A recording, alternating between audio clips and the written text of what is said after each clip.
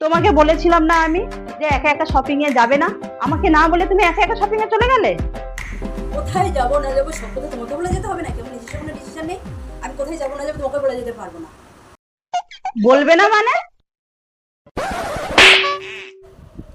তুমি আমাকে থাপ্পড় মারলে? কি গো, খুব রাগ করেছো? তুমি জানো না আমার মাথা গরম, তার জন্য আমি চটটা মেরে ফেলেছি। কি গো, একটু হাসো। তুমি তো জানো তুমি না হাসলে আমার ভালো লাগে না।